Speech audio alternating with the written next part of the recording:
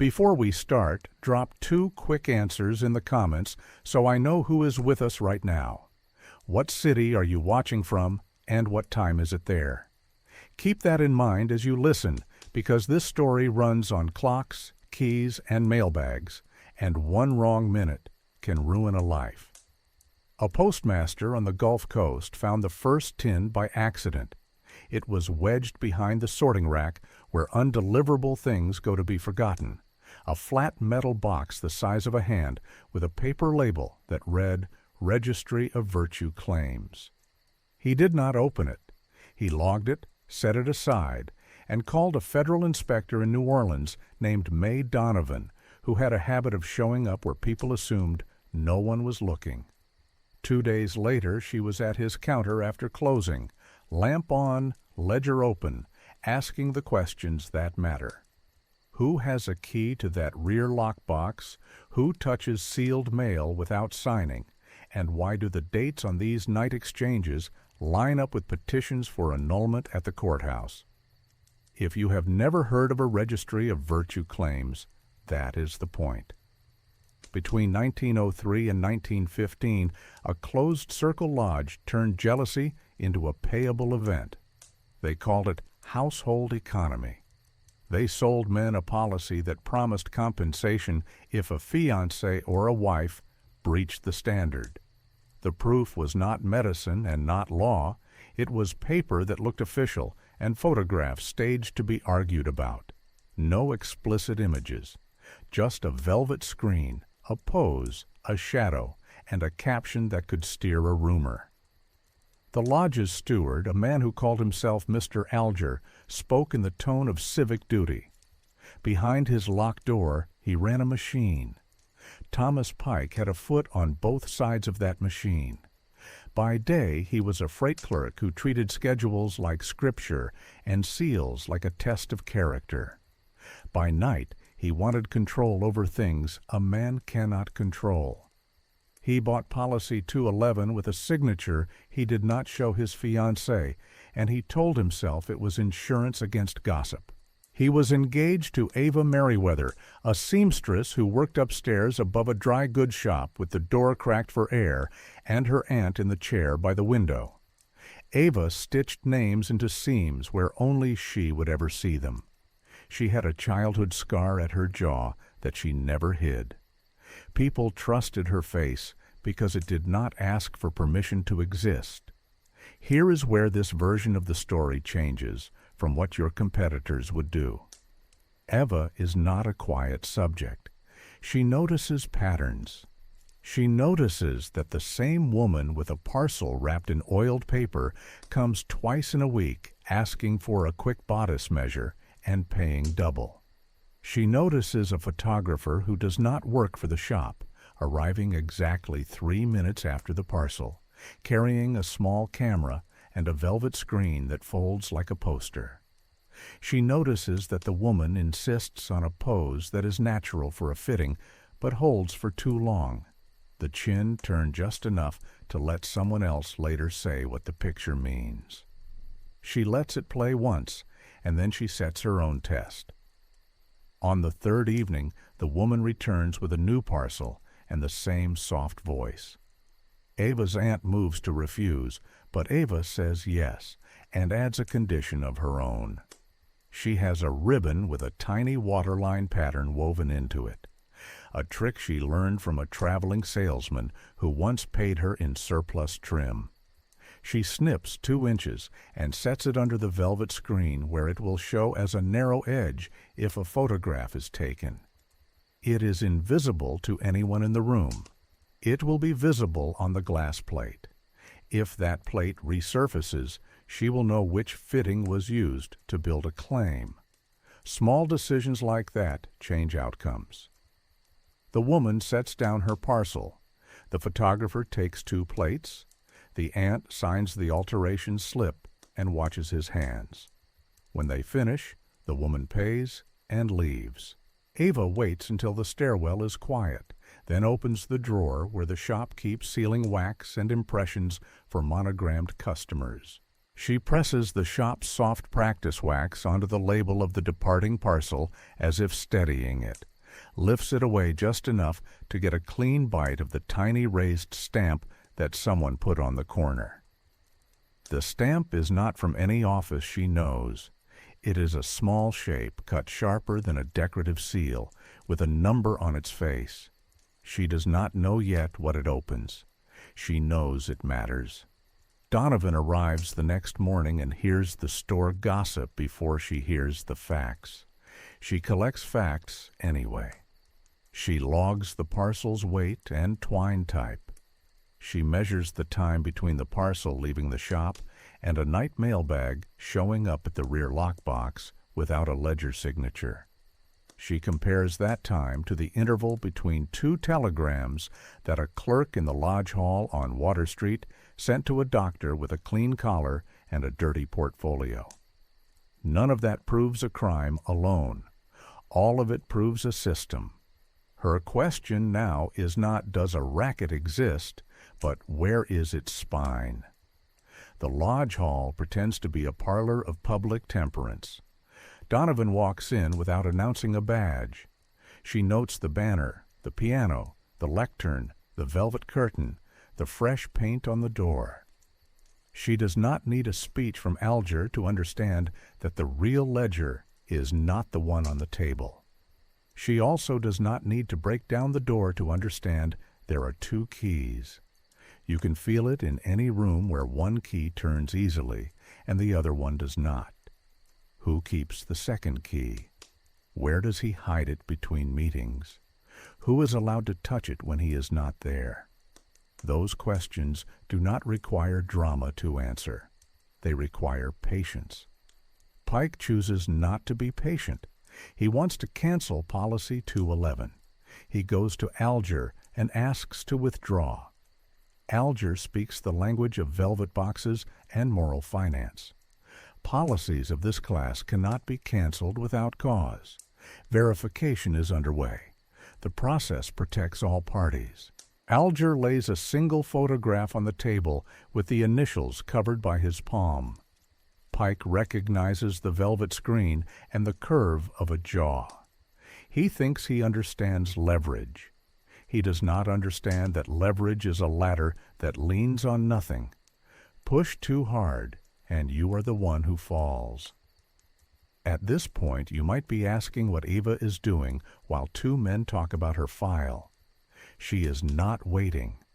She carries the soft wax bite she lifted from the parcel label to a friend at the printing shop who keeps church notices lined up in lead. He knows type, and he knows metal. He pours her a candle of hard casting wax and takes an impression of the tiny stamp. Turns out it is not a seal at all. It is a key cut shallow, meant to hide in a cigar case slot. The number on its face matches a scratch Pike once saw on a freight manifest in the corner of a page that made no sense at the time. Ava does not tell Pike. She knows he will either smash into the front door or turn around. She needs him to do neither. She needs him to stay at his desk, watching seals and times, because the thing she is building needs a quiet witness with access to original paper. Donovan's hook into the system is the postmaster's ledger. 2 entries are missing signatures on nights that match changes in courthouse filings. She asks for the rear lockbox key. He hands it over with the face of a man who would rather tell the truth than sleep badly. They open the lockbox after dark. 3 tins sit inside with labels in the same careful hand. One says paid, one says pending. One is heavier than it should be. Donovan opens the first 2. The paid box holds a ledger slice that balances like any other bill of lading. Premium received, verifier fee, apparatus cost, compensation disbursed. The pending box holds 2 cabinet photos of the same woman, one lightly retouched to deepen a shadow under a neckline, a physician's form with a line that says initial exam refused in a hand that is not the doctor's, and a blank for the claim date. The heavy tin holds something else entirely, a small black account book, a coil of pharmacy twine, a stick of red wax, and a scrap torn from a rail calendar with 3 nights circled and punched with a ticket punch. Schedule, not accident. That is a spine. Now the room needs a runner. Enter Rusk, a man who carries bags when watches are pointed elsewhere. He unlocks the rear box without looking, swaps tins by feel, and keeps moving because motion reads as authority at 1 in the morning. Donovan steps from the dark and shows a badge. He chooses compliance because that is what smart errand men do when the person with the badge knows the difference between a mistake and a pattern. He says the steward writes addresses on slips and pins them to sacks. He says the back stairs are for things the public does not need to see, and that the lodge has a vote tonight about rates for refreshing certificates 3 months after a wedding. Who would need a refresh if the truth did not change? Why would a rate go up unless someone had discovered how much fear costs on the second pass? Eva spends her evening with a different question. Where do the lodge men keep the screen between sessions? She pays for an hour at the Water Street room, the same room the photographer rented. She moves the screen herself. She finds a thumbprint of sealing wax smudged onto the back edge, the same cheap red the tins use. She presses the casting wax impression into that smudge. It fits like a bite into an apple.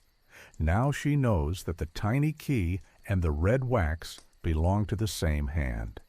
She knows that whoever carries the cigar case also carries a stick of cheap wax and believes that a clean pocket leaves no trace. Donovan does not announce a raid. She attends the lecture at dawn with Rusk beside her and the postmaster's clean ledger in her coat. Alger lays out a wooden tray with 4 small brass keys and a rubber stamp that says, "Approved." Men vote on rates as if they were setting the price of flour. Donovan waits until they finish and then lifts the tray and the stamp. She asks, quiet, for the hall book and the private registry. Alger smiles and produces a brown leather volume titled Proceedings. It lists minutes, not money. It references policy numbers that do not match the tins. It is a display book built to pass a brief inspection. It would satisfy anyone who wanted to be satisfied. Donovan is not that person. Pike arrives late and looks like a man who has not slept. He notices the keys on the tray and the way Alger's hand stays near his vest pocket. He remembers a small cut number on a manifest and the wrong seal on a certificate. He does not yet see the freight car where the real book rests, but he is on his way. He also sees Eva at the back of the room, not hiding, watching hands, counting motions, thumb on her own small candle of casting wax in her pocket.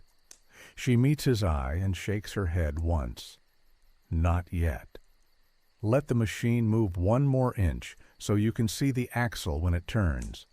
You want a clean hook to carry you through the hour. Here it is. The lodge does not need to prove a sin to get paid. It only needs to mail a suggestion that looks official. The United States Mail gives that suggestion a seal louder than any rumor. The first tin gave Donovan standing. The second tin gave her schedule. The third tin will give her names. The question now is not whether she can shut the door. The question is how many hands are on the key, and whether one of those hands already belongs to Eva. Donovan does not start with speeches. She starts with inventory. Who prints the certificates? Who sells the paper? Who keeps the seal? She takes the physician names filed at the courthouse and runs them against rail schedules to see who could have been in town on the days the forms were signed. One name lands too often and too conveniently. Dr. Latham. He travels light, stays in rooms that rent by the week, and pays in exact change. Donovan asks the postmaster for a room with a door that locks and a desk that will hold 3 tins side by side. She lays out the paid, the pending, and the heavy tin with the black account book. Then she writes a single line on a card and hands it to the telegraph clerk. Invitation to free lecture on household economy. Tonight, Water Street Hall, bring your policy. She wants to see who moves when the word free gets printed. Ava does not wait for the night.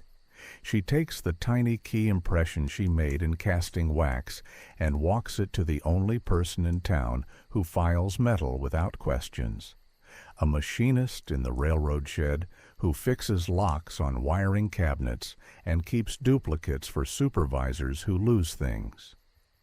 He has a drawer of blanks and the kind of hands that can cut by eye. He asks what it opens. She says a storage box in the shop, which is half true. He presses the wax, checks the cut, and files a brass blank down until the shoulder and wards match the bite. He does not promise perfection. He promises it will turn if the pins are honest. She pays him with a month of free collar work for his boy and tells him it is a rush. He slides the key across the bench and leans in once, asking if she is about to do something foolish. She says no. She is about to do something necessary. Pike thinks he is the one doing something necessary.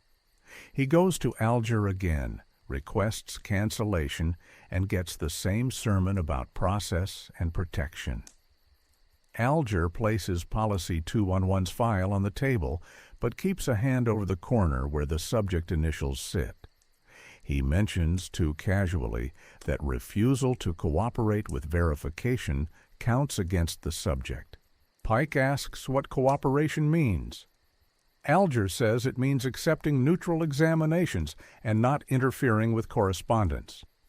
That last word lands. Correspondence. Pike understands that whatever the lodge does, it does through mailbags and sealed tins. He leaves without the file and heads to the yard with a plan he would have called theft yesterday and calls correction today. Donovan, meanwhile, has arranged a control. She needs a certificate produced start to finish under observation to show the process is staged. She sends Rusk to Water Street with a request for a same-day cleanliness note for a fictitious fiancé. Initials CM, wedding in 2 weeks. Nervous family wants everything in order. She watches from across the street as Rusk slips the note to the steward and leaves with a time written on the back of a calling card.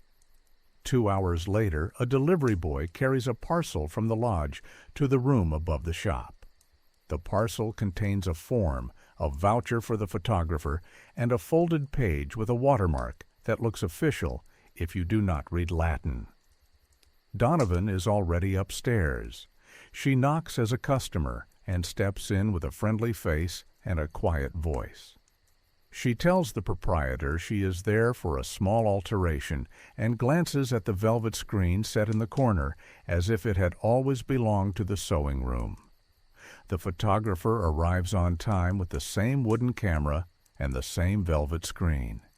He sets the chair, fixes the angle with chalk on the floor, and asks for a pose that would look natural to anyone who had never seen how courts accept photographs when they want to. Donovan lets him take 2 plates. She notices the ribbon edge Eva hid under the screen peeking like a signature. When the plates are done, she pays with a voucher signed by the lodge and a second coin with a scratch across its face that the photographer recognizes as the mark of someone who will not argue about change. He leaves through the back stairs. Donovan folds the voucher and puts it in her pocket with the watermark note. Ava uses her new key before sundown. The Water Street room has a side cabinet with a split hasp. The tiny brass turns after a 1/4 inch of tension and a heartbeat of doubt. Inside the cabinet is a cigar case with a felt lining, a stick of cheap red wax, and 6 paper slips with numbers at the corner. Each slip lists a policy and a delivery point. One number matches Pike's policy. Another matches the label on the heavy tin from the post office. A third number is new to her. She memorizes it and puts everything back as if she had never touched it. On the way out, she pauses at the velvet screen and presses her thumb against the smudge of wax again, not because it is needed, but because marking a thing is how you tell yourself you are not a spectator anymore. Dr. Latham returns to town at twilight. He receives a telegram telling him that a verification is ready at the Water Street room, and that the subject will be present with a chaperone. He brings his little case. He writes with a nib that scratches louder than it should, a sound that distracts a nervous person just enough to keep answers short. Donovan meets him at the door and introduces herself as the aunt's friend. She keeps her badge hidden. She says she wants to make sure the form is filled correctly because they do not want the courthouse to send them away for a missing line. Latham relaxes the way men relax when someone else offers to share the burden of a peering official. He asks neutral questions and fills the boxes. He does not touch anyone. He does not test anything that could be contested later. He folds the form and presses a blind seal into the paper. The seal is empty of ink, but heavy with suggestion. "You will receive the certificate by post," he says. "Please do not handle the envelope. It is for your fiancé." He looks at Donovan when he says fiancé, gauging whether the word will bring out the real decision-maker. Donovan thanks him and asks whether there is a number for the office that issues the seal. He says they are reorganizing and there is no number yet. Pike reaches the yard and takes the path to the half-lit car where surplus stationery goes to be forgotten.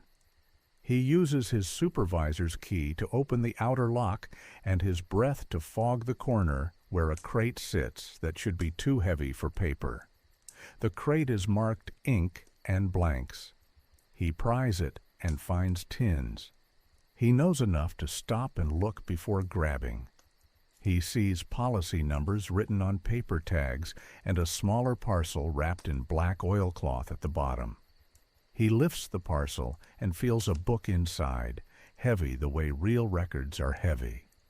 He does not open it there. He tucks it under his coat, and with the logic of a man who does not want to be accused of stealing from his own house, he takes 2 tins and replaces them with other tins from the back of the crate that carry no labels. He logs the crate as reorganized and leaves quietly, already building in his head the sentence he will say if anyone asks. Rusk delivers a night bag to the post office rear lock box and finds Donovan and the postmaster waiting in the dark. He does not run. She opens the bag and lays out 3 envelopes and a tin. One of the envelopes is the certificate for the fictitious fiancé with the initials CM. They open it and see the watermark from the earlier note and a stamp that matches the counterfeit seal on other forms. It says Cleanliness Certificate in a typeface that looks municipal until you count the serifs. The physician's note is clipped to the corner. A second line has been added under the boxes in a hand that is not Latham's. Initial exam declined by subject's guardian. Donovan writes on a card, added line post-exam, and pins it to the exhibit. She asks the postmaster how long a letter can sit in the lockbox before it must be logged. He says until morning if the night clerk trusts the sender. She asks who the night clerk trusts. He says men with keys. This is the beat where a lesser story would make the inspector burst through a door and take the book with cheers. This story wants the system, not the confetti. Donovan walks the bag to Water Street for the public lecture. She does not announce herself. She sets the bag on a chair and watches Alger take the wooden tray with the 4 brass keys and the rubber stamp, and do what stewards do when they want to look lawful. He runs the ritual. He calls a vote on premium adjustments. He calls a vote on surcharge for uncooperative subjects. He calls a vote on certificate refresh rates for anniversaries. Men agree because agreeing in public feels like being part of law. Donovan lets the stamp hit paper 3 times. Then she takes the tray and the stamp, says her name and office once, and asks Alger to open the cabinet with the registry. Alger produces the Brown Proceedings book again. Donovan flips through it and finds what she expected: minutes instead of money, policy numbers that do not match seized tins, names spelled wrong on purpose. She turns to the men and says the book is a stage prop. One laughs and says everything in town is a stage these days. She agrees and asks the room if any man there has ever seen the real Hall book. No one answers because no one ever wants to admit touching the tool that makes a scheme work. She asks who carries the second key. Alger keeps a pleasant face and reaches for his vest pocket and finds it empty. He checks his sleeve, then his cigar case. The cigar case lining has a slit where a key used to hide. Eva is at the back of the room, and for a second she lets herself enjoy the sound a confident man makes when he discovers the hole in his pocket. Pike arrives with the oilcloth parcel under his coat. He does not wave it. He sets it on a side table and rests a hand on it, the way men rest a hand on a ledger they would rather not have found. Alger sees the shape and understands that, whatever else happens, the night will not end with a handshake. He changes the subject to cooperation. He says the lodge wants to assist the inspector. He gestures to the stamp and says it was never used to harm anyone. Donovan does not argue intent. She argues route. She points to the night bag, to the unlabeled tins, to the missing signatures in the postmaster's ledger, and to the counterfeit seal that travels from voucher to certificate to envelope without stopping at any public office. Then she points to Eva and asks her to come forward. Eva does not give a speech. She puts the tiny brass key on the table next to the rubber stamp. She explains the impression in wax, the machinist's file, and the thumbprint of red wax on the back edge of the velvet screen. She lays down the ribbon edge she hid under the screen and says the photograph from the second fitting will show that edge if it is the plate the lodge chose for Policy 211. The photographer, who has come to the lecture to pick up his voucher, recognizes the edge and the angle. He looks at Alger and then at the floor. Men in the chairs, who thought they were buying certainty, begin to understand they purchased a problem with their own names on it. Donovan turns to Pike and asks if Policy 211 is his. He says yes. She asks if he wants to file a claim. He looks at Eva and says no. Alger, for the first time, lets a small impatience slip and reminds Pike that refusal to cooperate with verification can be read as an admission. Donovan thanks him for clarifying how the machine works and asks him to unlock the cabinet with the second key. He pats his vest again and says it has been misplaced. She says that is fine. She has other cabinets, and one of them rides a rail under Pike's control. Alger finally looks at the oilcloth parcel. Donovan nods to Pike. He opens it. The Hall book is not minutes. It is columns, premiums, verifier, apparatus, compensation. Quiet. Policy 211 sits halfway down a page with a line that reads, "File prepped, photograph secured, certificate clipped, claim likely with steward's assistance." Alger says the book is a forgery. Donovan says forgery is a strong word for a thing that holds the exact numbers in the lodge bank account. She does not raise her voice. She asks one question. Who set the crate under the post office stair on fire last month. No one answers. She closes the book and reaches for the stamp and keys. A boy from the rail yard appears at the side door with a mail bag he says was misrouted again. Alger takes a step toward it and stops when Donovan lifts a hand. She breaks the seal, pulls out 3 tins, and shakes one that rattles. Inside are 5 brass tags stamped proxy. The steward does not need members present if he can vote their numbers. Donovan pockets the tags and turns to the room with a simple statement. The United States mail is not a private pipeline for leverage. She tells the men to sit. She tells Rusk to close the side door and stand in front of it. She tells the postmaster to bring her the ledger and 2 blank forms. Then she writes the first seizure order. Donovan writes 2 seizure orders and a chain of custody card, then moves the room like a conductor. Rusk to the side door. Postmaster to the ledger. Photographer to the table with his vouchers. Alger to a chair where she can see both of his hands. She signs for the wooden tray, the 4 brass keys, the rubber stamp, the proxy tags, and the night bag. She does not touch the hall book yet. She wants one more link before she lifts it, the link that ties paper to a person who profits. The first link is the paper itself. Cleanliness certificates arrive on a stock with a pale lattice that looks like a city seen from a hill at dusk. The watermark is not government. It is private millwork sold to printers who cannot afford municipal blanks. Donovan walks to the only paper dealer in town with enough floor space to hide his own secrets under the racks. She lays the certificate down and asks for a match. The dealer tries to sell her something similar. She asks for the real ream. He shakes his head and says that batch was special order. She asks who ordered it. He says a church auxiliary. She asks which church. He names the building with the faded fresco and the cracked bell rope.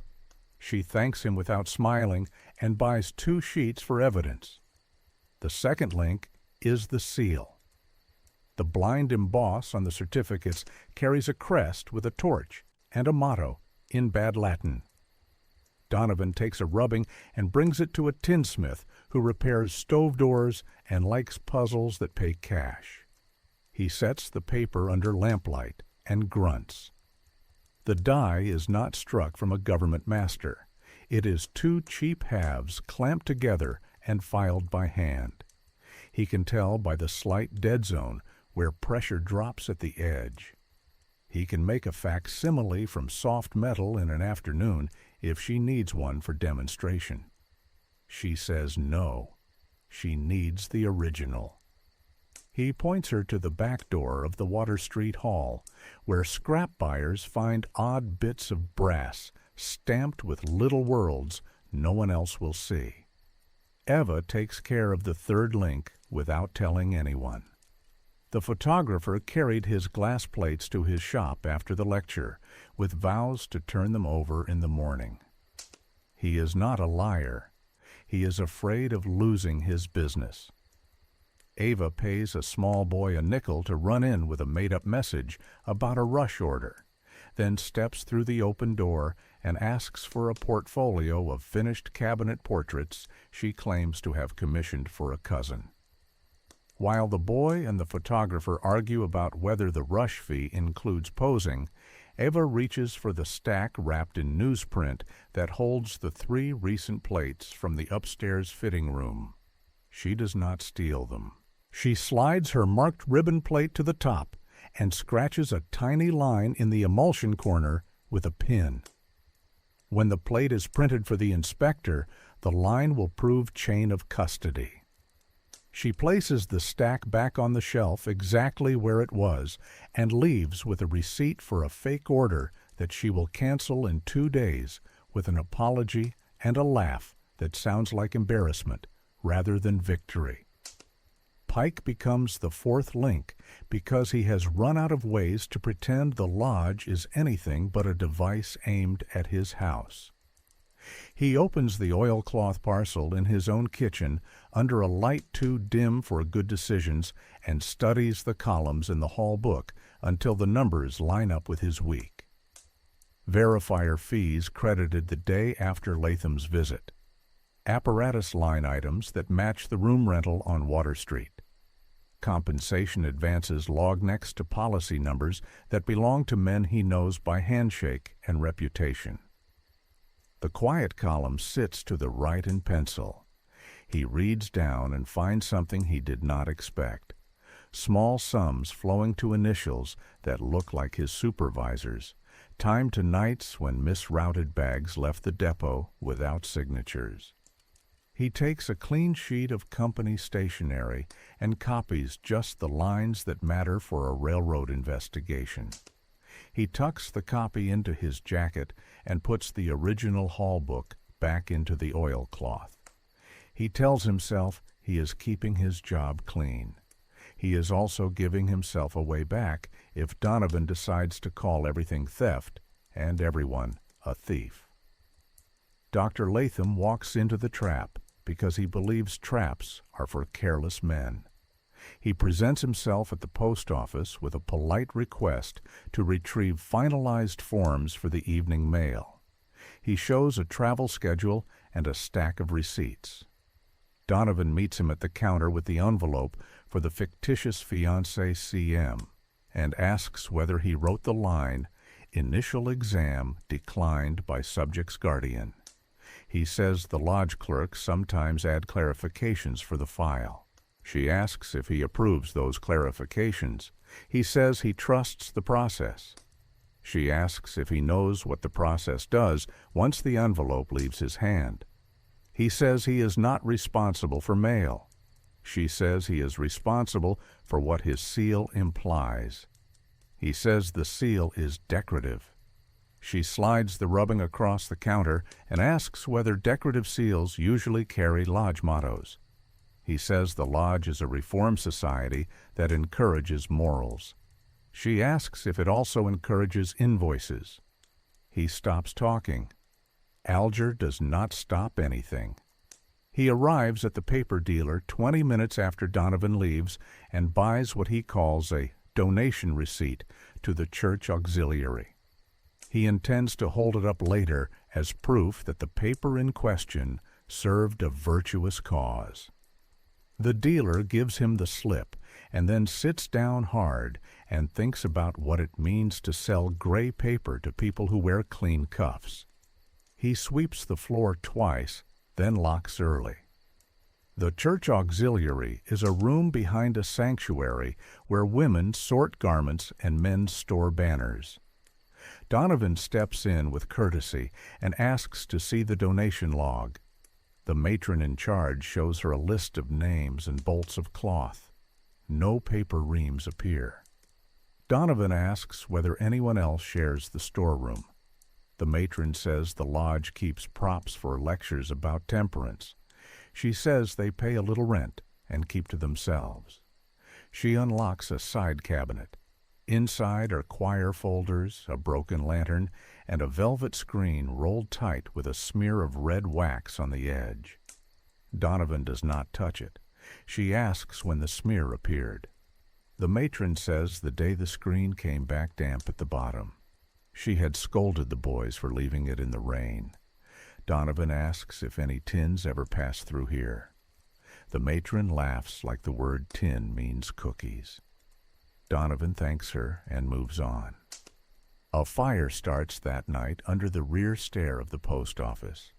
It is not a big fire. It is a signal meant to erase and intimidate, not consume a building.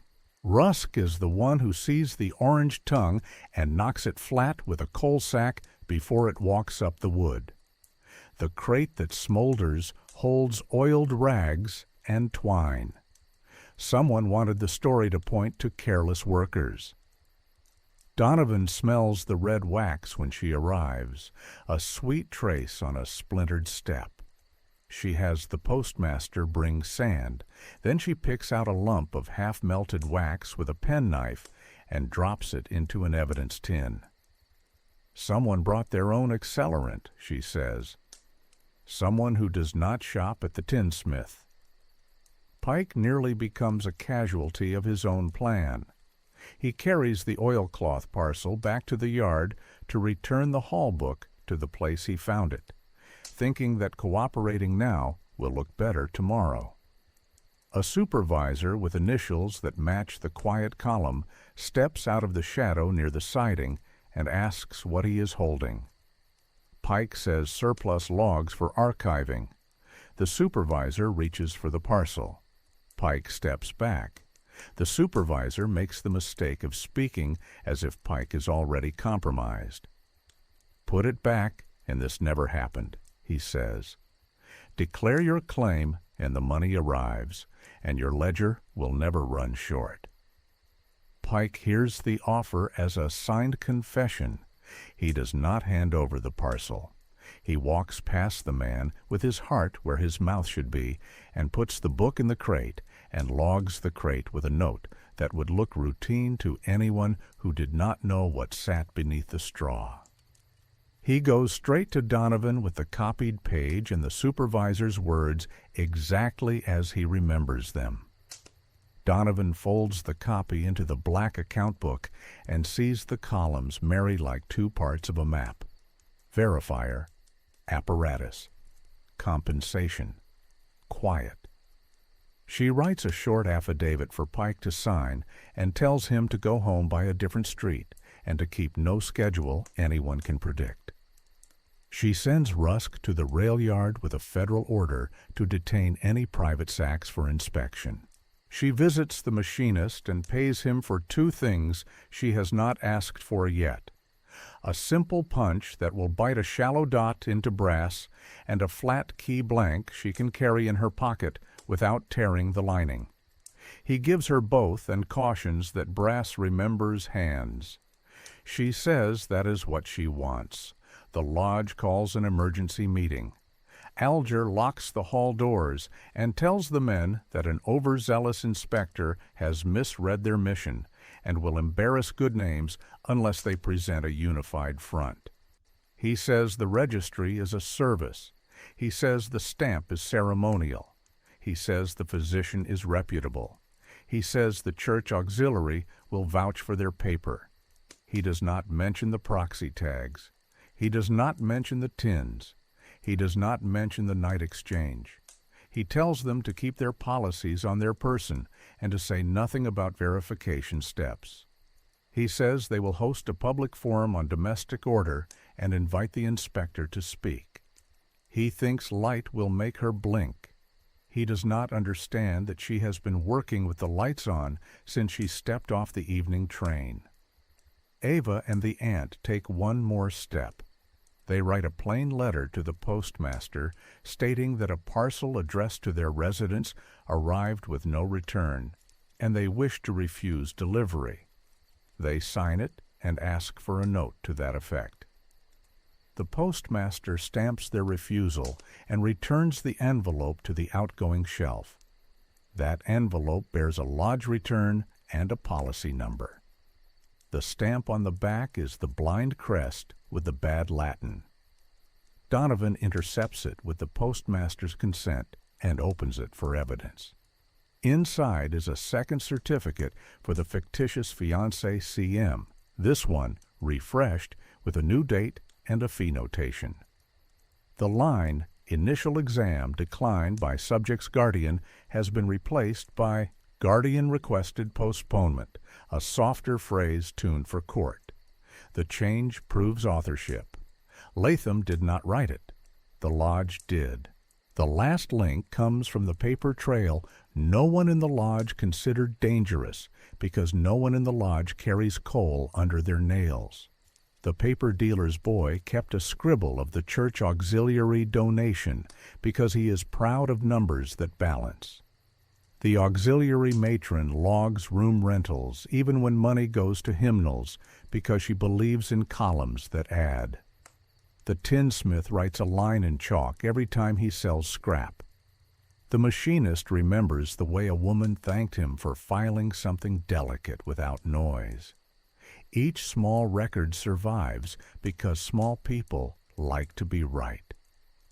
Donovan brings the scraps together and pins them to a single board beside the black account book and the hall book and the rubbing of the seal.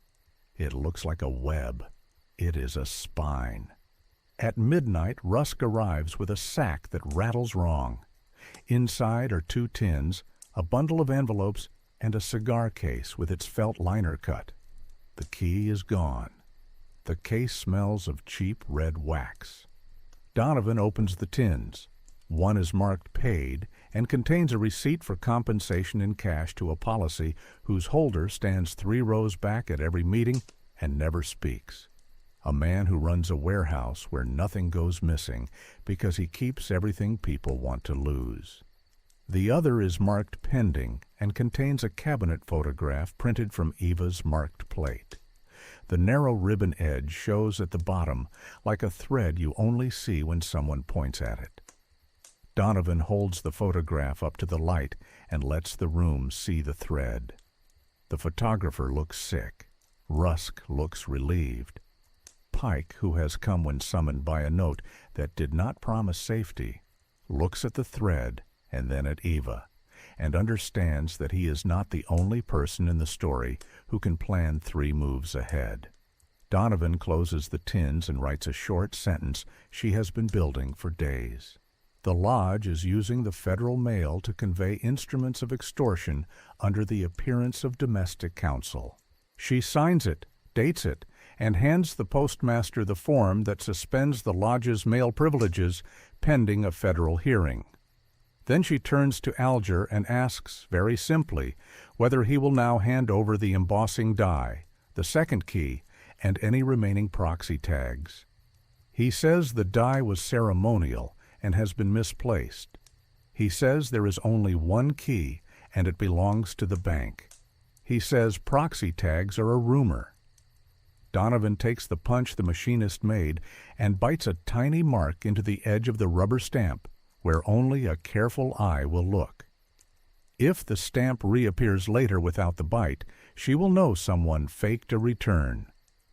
Alger watches her do it and understands that his tricks are no longer the only tricks in the room.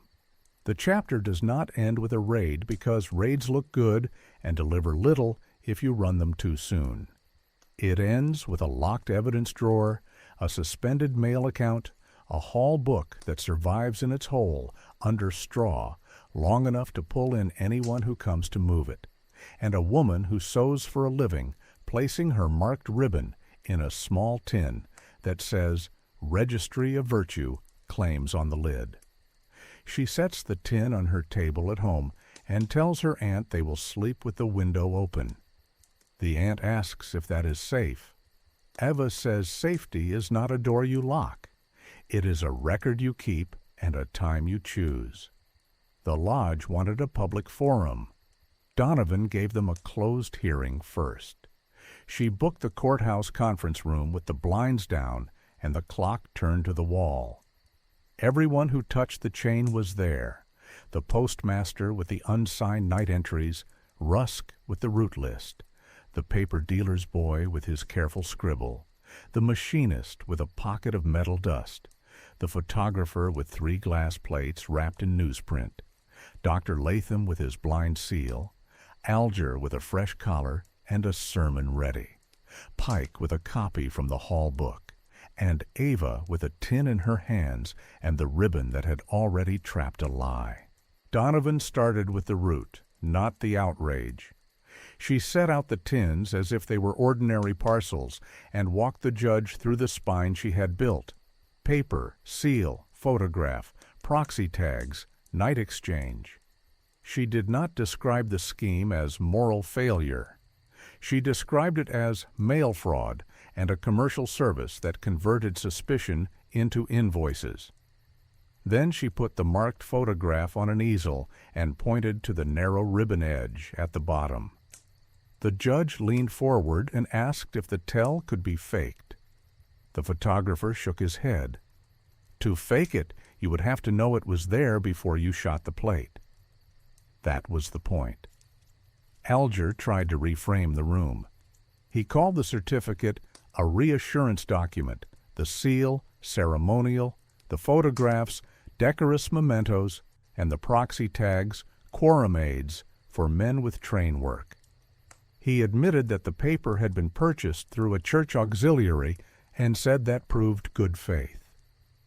Donovan read the auxiliary rental ledger into the record and asked why a roll of velvet with red wax on the edge kept walking between the church closet and a room where men paid cash for staged fittings.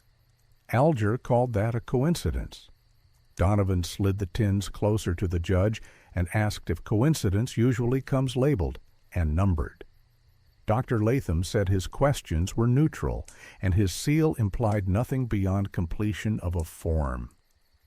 Donovan put the rubbing next to his hand and asked why the crest's motto matched the wording on the lodge banner, and why the emboss had a dead zone where cheap dyes flatten. Latham stopped saying neutral and started saying administrative. He said clerk sometimes added clarifications. She asked if initial exam declined by subject's guardian was his hand. He admitted it was not. The judge underlined that line. The first twist did not come from Alger. It came from Pike's supervisor, the man whose initials matched the quiet column. He stepped into the doorway halfway through the session with a lawyer from the railroad and a threat without volume. The lawyer said a company employee had stolen a book from a freight car and that the company would contest any use of stolen records. Donovan asked the judge to mark the distinction: a railroad crate used to hide private tins and a second book that recorded payoffs connected to misrouted mail. She said the crate would go back to the railroad with a receipt. The contents would not. The judge asked the company lawyer if the railroad wished to claim ownership of the quiet column. The lawyer said the railroad claimed ownership of nothing other than its crate. That closed that door. Ava did not sit in a corner. She stood at the table and opened her own tin. Inside were two things: the casting wax key she had cut to match the cigar case slot, and the scrap of label she had lifted with the shop's practice wax the night the parcel left upstairs. She put the key and the label under the lamp, side by side. The cut in metal matched the bite in paper. That meant a specific key, not just any small key. That meant one pocket. Alger said many members owned cigar cases. Donovan asked him to name 3 members who also carried cheap red wax. He did not. The machinist lifted a hand and said the shallow wards on the key were a custom file. He remembered the tooth because the woman had asked him to finish it fast. The judge asked who the woman was. Ava said her name and did not look away. The second twist came in an envelope addressed to Donovan that arrived mid-hearing and should have rattled her. Inside was a cabinet photograph of a woman against a velvet screen. The pose matched every other staged shot, but the face was not a stranger's. It was Donovan's. Someone had copied her features from a newspaper portrait and etched them onto a retouched print with just enough blur to pass at a glance. Alger's lawyer said he was disturbed by the inspector's apparent entanglement with indecorous images and suggested the proceeding pause. Donovan did not give him the pause. She pulled a magnifier, found the scratch in the emulsion corner that Eva had taught her to look for, and showed the judge the etched edge where another woman's jawline had been shaved away to fit hers. "This is what they sell," she said. "Not truth, a shape you can mistake for truth when you want to." The judge said the exhibit proved the opposite of what the lawyer intended. Pike took his turn without drama. He put a clean copy of the hall book's relevant page beside the black account book, line for line, and read Policy 211 aloud until he reached the note: file prepped, photograph secured, certificate clipped, claim likely with steward's assistance. He said he had come within one conversation of making that line true. Then he said he would withdraw any claim, refuse any payout, and sign any statement needed to dismantle the policy he had bought. Alger said withdrawal could be read as non-cooperation and therefore admit the breach. The judge said the court would decide what words mean. Rusk described the backstair exchange without embroidery. He said he swapped sacks because a man with keys told him to, that he had never signed the ledger because a steward had said the rear route was for speed, and that he had not read labels because reading labels is how you end up burying friends. The postmaster said the ledger had 2 nights without signatures, and that his office would rather close early than carry unlogged sacks again. The paper dealer's boy held up his scribble and said, without irony, that he liked numbers that add, and the auxiliary matron explained how the velvet screen came back damp and sticky the night the wax smear appeared. Small statements landed harder than speeches. Alger finally reached for the one move he had left. He said the lodge was a civic institution with respected men in every row, and asked the judge to consider the damage a scandal would do to households that had done nothing more than seek guidance. Donovan said guidance did not require keys hidden in cigar cases, proxy tags, counterfeit seals, or tins moved at 1 in the morning. Then she did something none of them expected. She put the rubber stamp in Alger's hand and told him to mark the 3 seizure orders approved. He stared at her like she had made a mistake. She said the stamp had just been marked with a tiny punch on its rim. If a new stamp appeared later without the bite, anyone could see it was a replacement. If he stamped the orders now, he would demonstrate his confidence that the lodge had nothing to hide. He pressed the stamp once, twice, 3 times, as if ritual could still save him. The judge initialed each order. They moved fast after that. The post office suspended the lodge's mail privileges. The court authorized the seizure of the embossing die, the proxy tags, and any paper stock purchased under the auxiliary account. A deputy walked to the bank and placed a hold on funds matching the quiet column totals. The tinsmith fetched a box of scrap from the Water Street Hall's back room and set on the table a 2-piece die with a poor seam. The photographer surrendered the 3 plates, including Eva's ribbon plate with her scratched mark in the corner. Latham handed over his blind seal and his travel ledger for dates. Alger surrendered nothing until the judge threatened him with contempt. Then he produced a ring of small keys, none of which fit the cabinet that mattered. The third twist came from outside the room. A messenger from the railroad brought a note that a car on the siding had been forced in the night. Donovan sent Rusk and Pike ahead. They found the crate marked ink and blanks open and half the tins gone. Straw still smoldered in one corner from a match snuffed in a hurry. Whoever came had keys and a list. They were minutes late. Rusk found 1 tin kicked under the pallet. The label read, Registry of Virtue Claims. Inside was no ledger slice, no photograph. Inside was a roll of pharmacy twine and a small notebook with 5 lines and 5 numbers. Policy, amount, date, initials, initials. The last 2 columns matched the quiet initials and a second set that belonged to a man who chaired the town's moral committee. Rusk carried the tin back like a live coal. Donovan used that notebook to write the charging document she wanted from the start.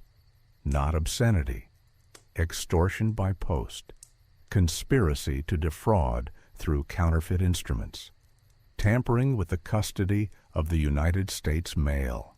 She wrote the counts short and stacked them tall. The judge signed the warrants and told the deputy to bring Alger, Latham, and the supervisor whose initials ran down the quiet column. Alger tried to negotiate. He offered to produce members who had paid if the court would seal names. The judge said names would be sealed for subjects, not buyers. The lodge shuttered in daylight. Men who had voted rates 2 mornings earlier avoided eye contact on Water Street and discovered that virtue looks different when the stamp is gone. The auxiliary matron kept the room, rolled the velvet screen for the last time, and rented the closet to a choir that actually needed it. The paper dealer raised his price on the good municipal stock and stopped taking cash for gray. The tinsmith filed the die down to scrap under Donovan's eye and dropped the pieces into a bucket with a sound like a small bell, dying. Eva went back upstairs and worked late by choice. The proprietor apologized without the word and asked if evenings were comfortable again. She said evenings were fine and left the window open.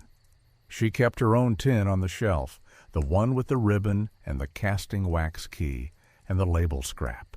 When her aunt worried, Eva tapped the lid and said, "The right box is stronger than any lock." The aunt asked what that meant.